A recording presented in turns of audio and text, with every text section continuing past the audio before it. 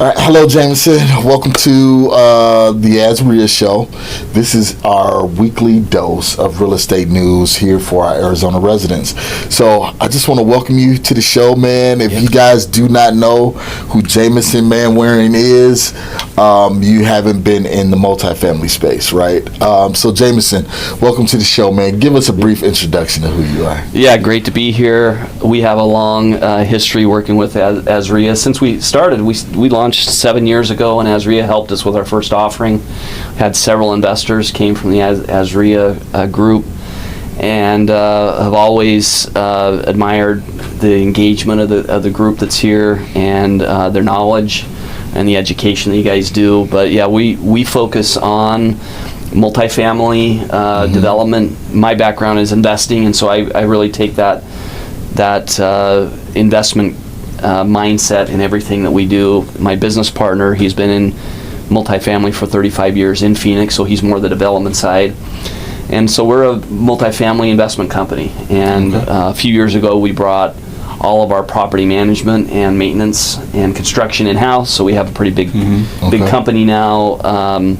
Well, we're probably 40 people now, so to me that feels, it's a lot. But we try to just do great work. We try to have very happy residents who live with us, and we like really good deals. We don't like to overpay for stuff, and what we saw in the last cycle, we saw prices get pretty high, and we really put on the brakes in 2022. We didn't buy anything in last year. In 24, we only bought 2 buildings in 23 and in 22, and now this year we're back with we've acquired 4 assets in 25, and we have another one in the pipeline, and we're seeing great opportunities out there. And when things get tough, as we're in right now with multifamily, that's really the time to go out and you can find good deals, well-located properties. So that's what we're really excited about right now. Okay. So let me circle back real quick. So this is Jamison Manwaring with Neighborhood Ventures, right? Here in Arizona, you guys got started with crowdfunding, right? And now you're really buying quite a few apartments here in the Valley. Yeah, our first one was a 10-unit building in Tempe. It's $1 million, 100,000 a unit. Simple math, Right. And we thought, okay, we renovate it, maybe we can sell it for 150. And that's what we ended up doing. It took us about 2.5 years. Okay. We raised $500,000 through crowdfunding. We had over 100 investors in it, and sounds like it's hectic. It is hectic, yeah, because our last fundraise, we raised $5.5 million, and I'd say that fundraise was easier than the $500,000 the first time doing anything. Right. But we learned a lot. We've grown now to most of our capital, like 90% of our capital does come from high net worth investment groups and individuals, but we continue to raise money from Arizona residents through crowdfunding, and they don't have to be accredited investors. It's a $5,000 minimum investment, and we continue to offer that. But yeah, we started, that deal was in 2018. Okay. We've done 20 offerings since then in total. Okay. Well, before we go further, let's talk about that first deal, right? Yeah. Because what were you doing prior to who you are now and what you're doing now? I was a finance major, and I wanted to be a trader on Wall Street. Okay. So I got an internship at an investment bank there, and then I ended up getting a full-time job offer. I went to school in Utah. Went to New York, worked at Goldman Sachs, and I was like, this is what I want to do for the rest of my life. And 80, 90-hour weeks of work, and I mean, it's 7 to 7 every day, plus Saturday. So it ends up being, you have no life. And in New York, that's just kind of what everyone does. But I knew long-term that's not what I would want to do. Okay. When I was out there, my dad is a real estate agent and broker. And he shot me a deal. He said, "Hey, this is an interesting deal," and it was a hotel that had been operating for a long time near my hometown, and the owners had gotten sick, and their kids didn't want us to run it anymore. And my dad got the listing. Okay. And I can't remember even what I bought it for, but it was like $100,000 for this almost kind of like abandoned hotel. It had been closed for 6 months. And it just kind of got me excited. I was like, oh, real estate. I haven't invested in real estate for a while. I've just been doing, I covered software companies, software stocks. Okay. And I ended up buying it. And then from New York, remote, having a team go in and renovate it. And then I found a manager. And it was just a lot of fun, honestly. Mm-hmm. I wasn't even thinking necessarily about the money. I was just more like, oh, this could be a cute place. Let's do this. Let's renovate it this way. It was 10 units. And it had a house for the manager, and it was perfect for like a family who lived in town. They could just live there and then manage it part-time. And that's what I found. And it just started doing really good. That's cool. And it was fun. And then the manager asked if she could buy it from me. And I was like, sure. And figured it out. And she was able to get a loan from a bank because at that point we'd had some financials for 2 or 3 years. And I think I held it for 2 years. And I got sold it for a whole lot more than I bought it for. Mm-hmm. It was something more like, I think I bought it for $10,000 a door and sold it for $25,000 a door or something. Okay. It was still a great deal for her. Yeah, great upside. Great, and I was just like, okay, that was fun. And also in the meantime, I had moved out to Arizona. One of the companies that I covered was LifeLock. Okay. So they're a Tempe-based technology company. I worked on their IPO in 2012, and then in 2015 they hired me full-time to run their investor relations. I moved out. I was ready to get out of New York, got out to Arizona, loved it. 2 years later, LifeLock got bought out by a big security company in California. And it was around that same time that this building in Idaho was also selling, and so I had some cash coming my way, and I was looking at buildings to buy in Phoenix, and for some reason, just kind of naturally, I was like, okay, I have some cash, I'm buying a building. I'm buying some personal real estate. Mm-hmm. And one of the buildings I looked at was offered by ABI Multifamily, and I told the guy, I'm also interested in crowdfunding. I'd be interested to see if maybe I could put some money in and raise some money to crowdfunding to buy this. And he said, well, my boss talks about crowdfunding all the time. And I said, well, what's your boss's name? And he said, John Kobrowski. And I just jotted his name down. And then later that day, I sent him an email. And I just told him what I was interested in doing. He said, well, we should talk. And we ended up getting a coffee, and it ended up turning to 3 hours. And we've been business partners 8 years now since then. Excellent. Good stuff. And he said, well, I'm interested in doing the same thing. In fact, I have a friend that wants to sell this building. It's a little 10-unit building in Tempe. That could be our first building. I was like, let's do it. I'll raise the money. You be the real estate guy. And I'll do all the financial stuff. And he's like, let's do it. Right. So power of partnership. Yeah. That's a great story. Never could have done it alone, especially as you guys know, and the folks who have done any real estate know, there is so much to it, and the problems that come up, having some gray hair and some experience, and having gone it through, which John has helped tremendously. So it's been a really great partnership. You have a great background, especially in the investment world, Wall Street. So someone listening is like, oh, easy to raise money, the guy like that, right? Like, it's very impressive. So someone that's out there just needing to raise money, getting into real estate, like, what are some tips you would give someone to raise some money? Yeah, that's the funny thing is the people who were my clients before at Goldman Sachs and LifeLock, they have no interest in investing in a building in Tempe. They're institutional investors who invest in stocks and invest in technology companies. So when I sent out some stuff to them, I got a lot of thumbs up on LinkedIn. Oh, that's cool, but there weren't people saying, "Hey, here's my $50,000." And I did get a few coworkers who saw it, and they're like, oh, this is cool. I do want to put some money in and put some money that way. But the big investors that I was working with were completely different space. Got it. Right. But I knew how to talk to investors. I knew how to look at an investment and say, this is how we're going to make money on this. This is how you as an investor with this whole period would do it.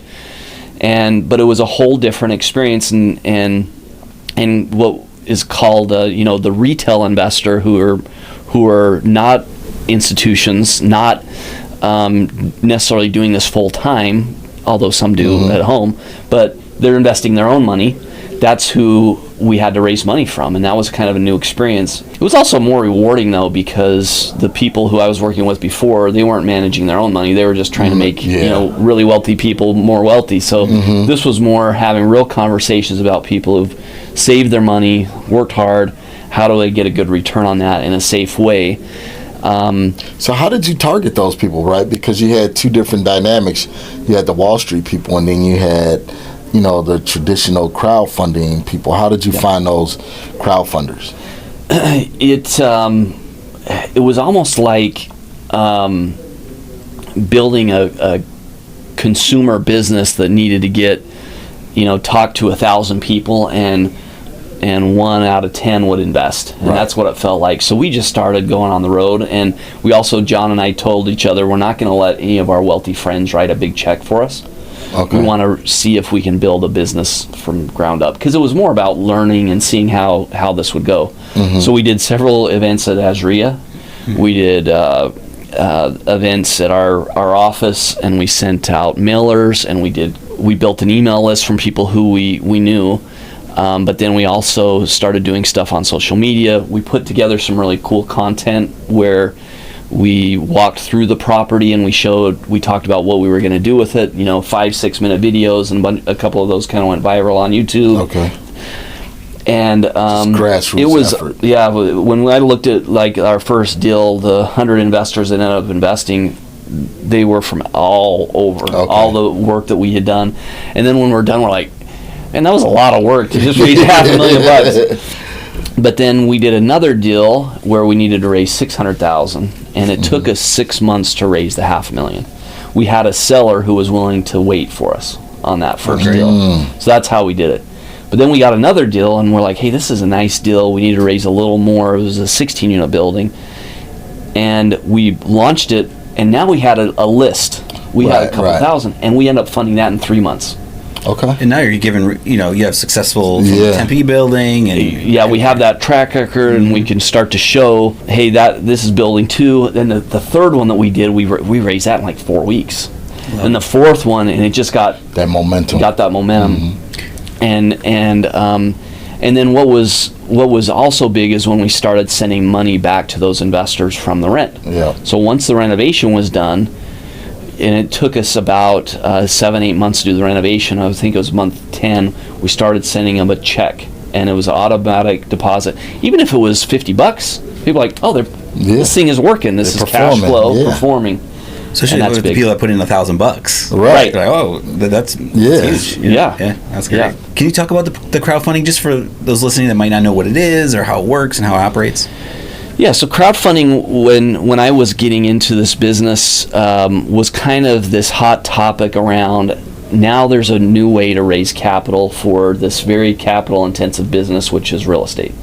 And so what it allowed was folks who were not accredited to be able to invest, and for people who have offerings, who are raising capital, that they could advertise those offerings, because that's a big restriction that the government has in place, is you being able to publicly advertise them. Right. Online, on social media, on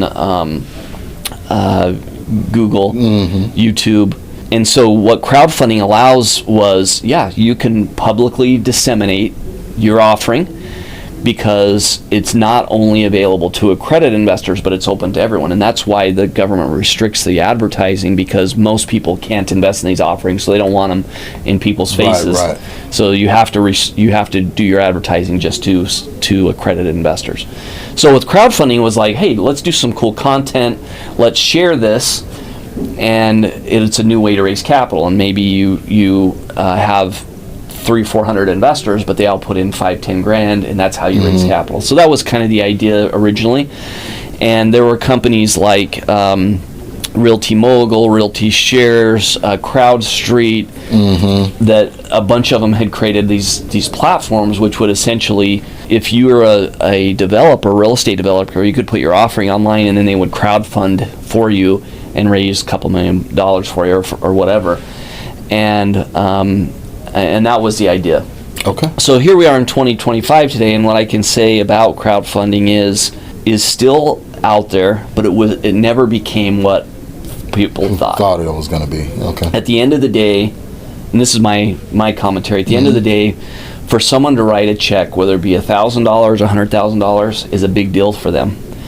And there's a lot of work and education that has to take place. And so if you're going to go try to raise a lot of capital in our business, and you want to buy bigger buildings, it just gets really hard to do that with smaller checks. You have to start getting larger checks. And so it still exists. A few of those companies, they don't exist anymore. For us, we've kind of evolved where we do still do crowdfunding, but we've also evolved beyond it. If you're an Arizona resident, Arizona has a law that is an intrastate law, which is only available to deals in Arizona. All your investors have to be in Arizona. Your banking has to be done in Arizona. Okay. But if you do that, you can raise money from non-accredited investors. They can invest up to $10,000 on a deal. And it's a really simple process. Wow. And we do that on all of our deals. We raise $1 million, couple $1 million from Arizona residents up to $10,000. To raise money nationally from non-accredited investors is really complicated. Without getting into it, you have to go through this portal system. The portals have to be approved. You have to pay all these fees, and it ends up, it's hard to raise capital that way. Okay. So what's it called that you're doing here in Arizona? It's called the Arizona Intrastate Crowdfunding Law. It was passed 2014. Okay. And is there a maximum, like you can only raise $1 million or $10 million? It started at $1 million, and then they ended up taking it up, revising the law 2 years later. It's $5 million now. Great. Okay. And you can do every offering, and it can be open for 12 months, the offering. And then you can do a new offering the next year if you want to, but you can raise up to $5 million per offering. Wow. So I think the national one, I could be wrong here, I think Grant Cardone did something like that. Yeah. It made me think about the mindset of the people investing, right? So now, is it kind of risky, or was it hard? Hey, if I'm giving you $5,000, like, they're not experienced, that, like if their tire pops, that might be the money they need back. Right. Yeah. So did you deal with that? And that's part of why there's the restriction. They can only invest $10,000. God. Okay. Because what they don't want to have happen is for grandma to put in her last $100,000. But grandma could put in $10,000, and then she can keep her, the rest. Right. So there's safeguards in place there. Good. Okay. And like Grant Cardone, he used what's called a Reg A Plus offering because he had such a large following online already from his other businesses. And from what I understand, they've done it. It hasn't done that well for them as well as they thought, but I think they're still doing an offering that way. We did have a Reg A Plus at one point also, but we've gone to a Reg D offering, which is just accredited investors. Because it's all about ROI and the time spent on the legal costs and doing that structure.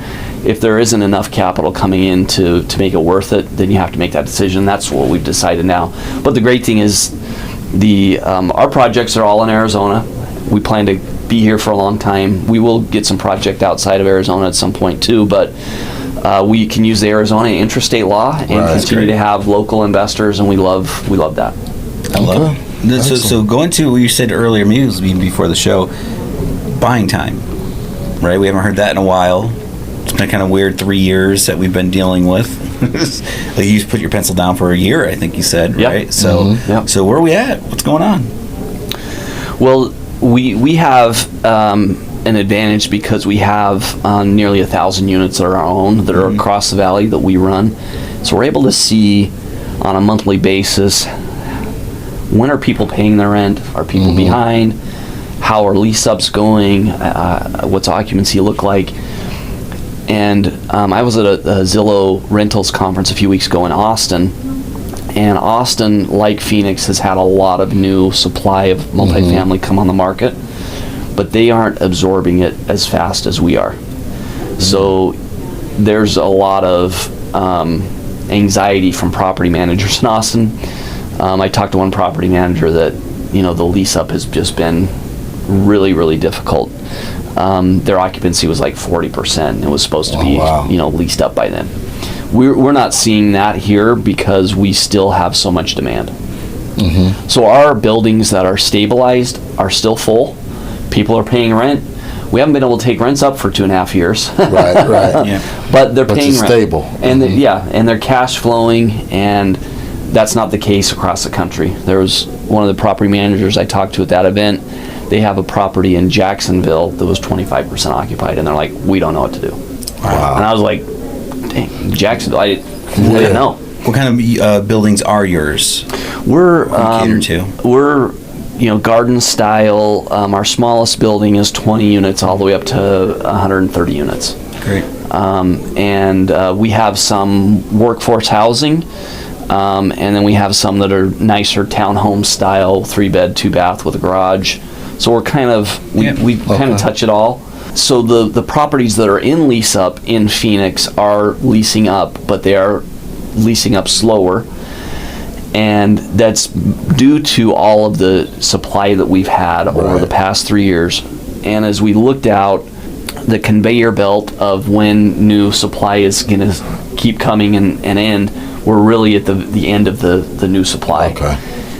We thought that might have hit the end middle of this year, but there's been some construction delays, permit delays. So it's another 6 or 12 months is what it looks like. Once that gets absorbed and gets taken out to market, then we go into a period of a few years where there's going to be very little supply, very little new construction, and that's where some of this gets caught up. Right. But to put into perspective, typically we absorb 12,000 units a year, apartment units a year in the Phoenix metro. We absorbed 12,000 in the first 6 months of this year, so we are absorbing a lot of units. Now, is that more for your range of apartments? Because we had the Multi-Housing Association on maybe like last year, and we were oversaturated, but more maybe towards the luxury side. Sure. You know what I mean? Is that correct, or different product? The Class A that's coming, out of the ground is the lease up is happening, but it's slow. But it is getting absorbed here better than in other markets. Got it. Okay. The stabilized properties like the ones most of the ones that we have, they're 92% full. Great. The lease up ones are more like between 45 and 55 as they're leasing up. But we still have such demand here as people move here that we're expecting that those units will get leased up, and then we go into a period where we can start taking rents up again. But it's another 6 to 12 months is what it's looking like. And I dig into what the experts are saying, and they really dig into the data. Folks from CoStar who are looking at the new construction data. But what we know is new construction falls off a cliff, because we've had all these new units that were planned and built during when interest rates were low, but that era is going to an end. So if you can focus on operations right now, you can run the buildings well, get through this lull. Once you get through it, then I think you're going to be in a really nice position as we get over that hump. So basically, building's going to slow down.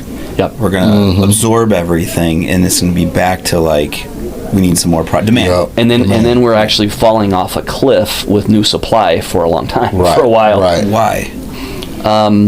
Because all the new supply that we've received was planned when we had 3% interest rates, and then it takes 2-3 years to get out of the ground.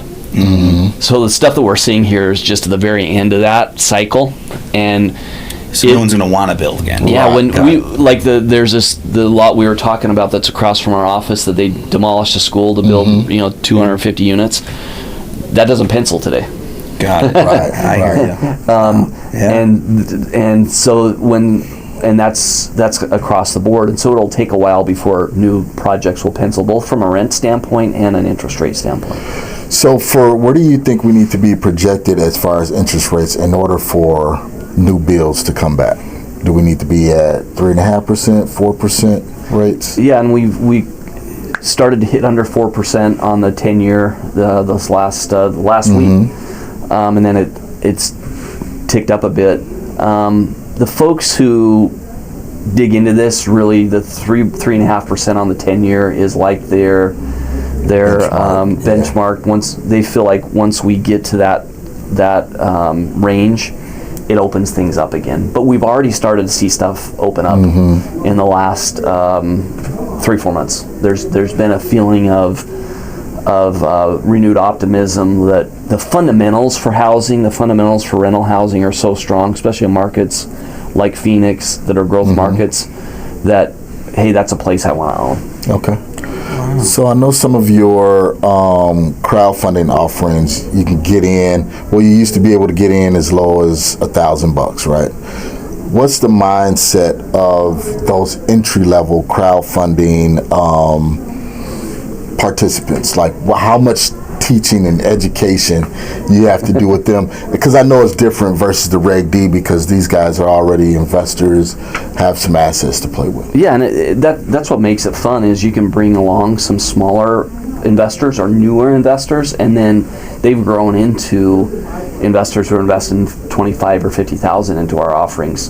And so that's kind of how we look at it from a business standpoint, is just because someone wants to only invest 5,000 doesn't mean that's all they have. Right. That is maybe the tickler. Let me see what they do with this. And it's if put myself in their shoes, to write a $50,000 check is a big deal, but to write a $5,000 check and kind of see how it goes, that's been a good part of our business that we didn't expect. Is a lot of those people have end up growing their portfolios with us. That we have a lot of people that have several $100,000 with us that have written $100,000 or $10,000 checks many times on each of our offerings. But we spend a lot of time doing stuff like this. We talk about the market, we talk about rents. The good thing with housing is people understand it kind of intuitively. Right. And I think that's important, that you need to invest in something you understand. You need to invest in something that you want to dig into. And so we spend a lot of time talking about it, and then they spend a lot of time on their own time looking at the information as well. The nice part with crowdfunding, though, is it's very tech-enabled. So we built a platform where they place their investment, where they come back in and they can track their investment, where they can download the K1, where they can see their cash coming in. And that was a big part of our company as we launched. That to have, we sent out 1,500 K1s last year. Wow. So it's a lot. We uploaded 1,500 K1s to our portal. We could never do that manually. So there has to be a software technology component that's helped us. And it's the same thing with education. Like you have to do it at scale. So do podcasts, we do a weekly newsletter, we put it out there.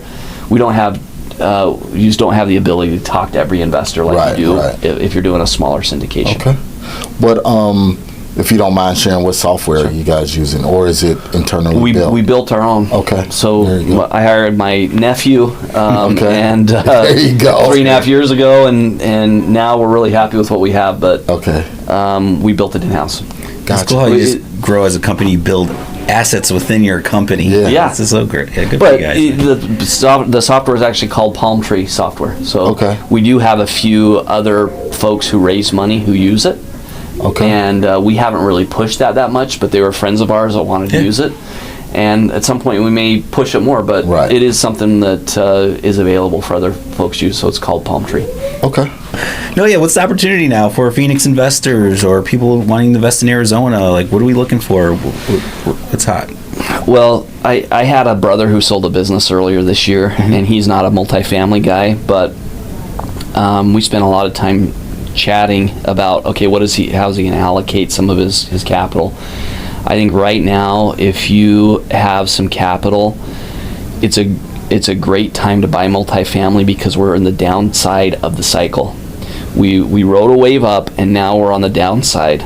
So if you can buy well-located multifamily, you can buy newer property, you can buy some property that's been renovated, that's cash flowing, you're going to be really pleased when we ride that cycle back up. We've always focused on, we're value people. You make your money at the purchase with real estate. There's only so much you can do with real estate, right? But you can renovate it, you can reposition it, but at the end of the day, you're going to be in that same location, you're going to be in that same city.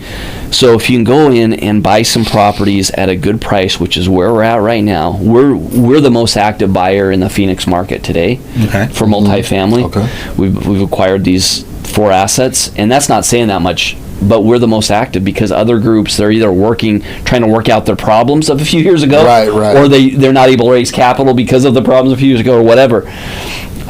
So right now is a great opportunity. When I wake up, I'm juiced because I'm like, hey, Phoenix is a great market.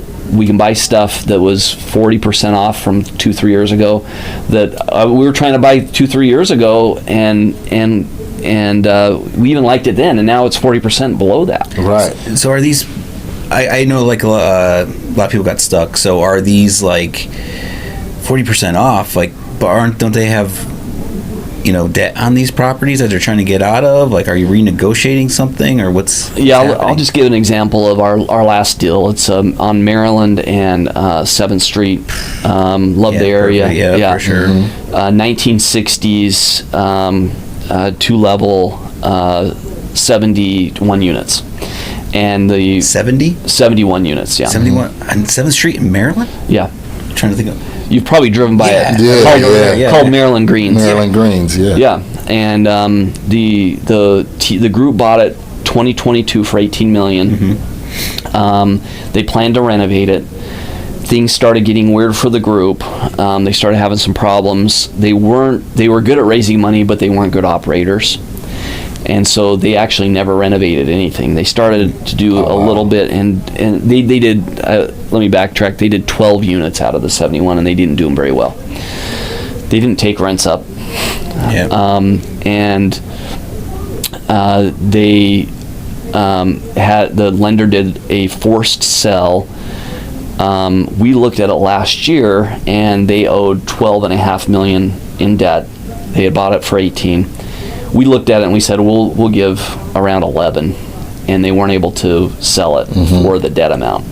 And this was, are you speaking with the owner or the lender? The owner and the broker. Both, okay. They ended up raising a bit more capital, saying, hey, we're going to try this again.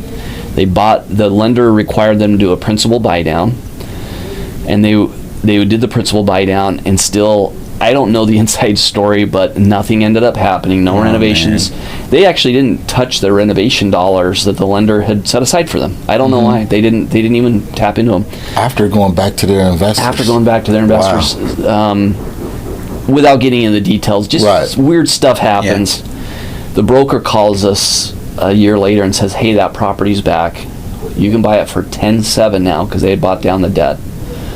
And the lender will stay in and give you a very accommodative loan. And we knew the lender, immediately started talking to the lender, and the lender said, we know you guys, we know you'll do great work, would love for you to come in and do this. They gave us an exceptional loan we couldn't get in the market. Right. And we bought it for $10.7. So they had bought it for 18 in 2022. Congratulations. That's so great. Yeah. And it was off market, it was a very best way to do it. Yeah, and that we're working on another deal. It's very similar right now, because now we have a bit of a reputation for the group that's buying right now, and we'll come in some hairy situations and buy them, and we'll run them well. And the other part is we do everything in house, and that matters to us. We're not just farming stuff out. Right. And they know we're going to do the renovations right. We're going to do the property management right. And so is it safe to say that now lenders are coming to you saying, hey, we have this distressed asset? It's mostly the brokers. So Okay. the brokers are kind of the middleman, obviously. Yeah. But then they connect us pretty quickly with the lender, and they say, hey, we got a weird situation over here.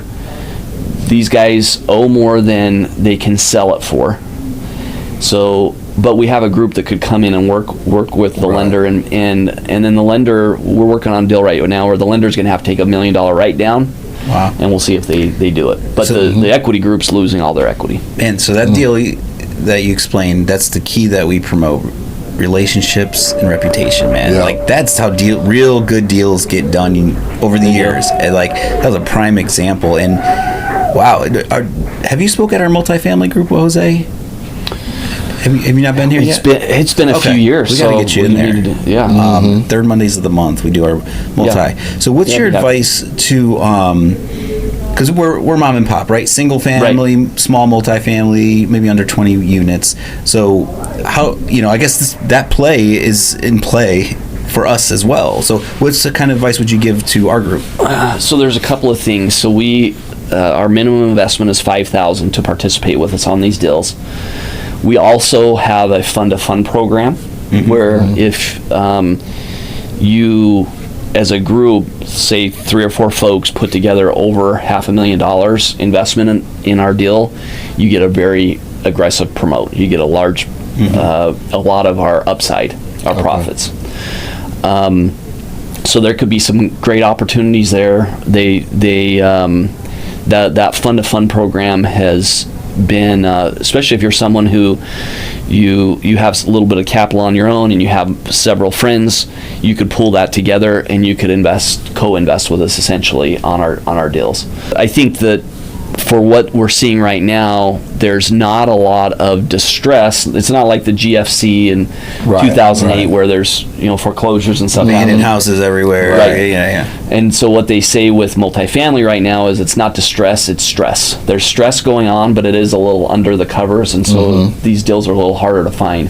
So I think if I'm an investor, to be able to invest in some of these deals that we're getting is a pretty cool opportunity. We've been here a long time, so we have those deep relationships, and we can let you know more on that fund-to-fund group, how that works. You can invest directly with us. The $5,000 is for a 12% preferred return, and it's capped at 12%. Okay. Then we have the next group is a $50,000 investment, and that you have to be an accredited investor for that, and you get some of the upside.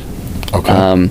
And then we have the $500,000 group, which is pooled, and then you get even more of the upside. So we can give some of those details if folks are interested. We don't have a deal open right now. We just closed on our last one last week, but we're working on one. So we hope to get it out in the next. We're waiting for the lender. So you know how that goes. Yeah. But we're working on it. So what do you do with that crowdfunding money or the Reg D investor? Because you're in a position right now where you don't have a deal that you're working on, but you're constantly raising capital. What do you do? We aren't always raising capital. We do it on a deal by deal basis. Gotcha. So we're having a lot of conversations right now, just like this one, and then create an account on our website, get on our email list, and then once the deal comes out, we'll share it. You will share it. All right. Perfect. Well, we got to wind down, man. Yeah. We talk all day. We need to come back. Yeah, no, Yeah. you're always welcome. We're just right up the street, so this is great. You guys. Go ahead. Give the address. Where can we reach out to you? Yeah, we're on 7th Street in Camelback. The best place is neighborhood.ventures. It's not .com. It's neighborhood.ventures, or just Google Neighborhood Ventures. But we're on YouTube. We're online. You can see all the offerings that we do, and we have a great team of folks. If you want to call up, can go over our structure. Now's a good time to kind of get your head around where the market's at and what we're doing, because once we have a deal, then it funds pretty quick. Yeah. And we are working on deals actively right now, and we have one in particular that I like. It's near that Maryland one. We'll see if we can get that one over the line. But we're sticklers with the price. Yeah. So we're not just like, hey, we like the deal, let's do it. We're like, let's see if we can get a better price. Yeah. That's huge. That's why everyone gets caught. They get caught in the frenzy. They get all emotional. It's like buying right always saves you. Yeah, and right now we have some leverage as buyers. Exactly. So we want to get the best price possible. You don't always have that, so you got to take advantage of it right now. Awesome. Great podcast, by the way. Thank you. Yeah, it's been fun. No, I'm talking about you guys' Oh, thank podcast, you. the Neighborhood Ventures podcast. Oh, I follow Yeah. that podcast also. So guys, reach out to Neighborhood Ventures, right? Yep. Great content out there. You can find it everywhere, especially here in the Valley. Just Google Neighborhood Ventures and all your information to come up. So really appreciate you coming on the show today. Thanks, James. Yeah, it's been great. Thanks for having me.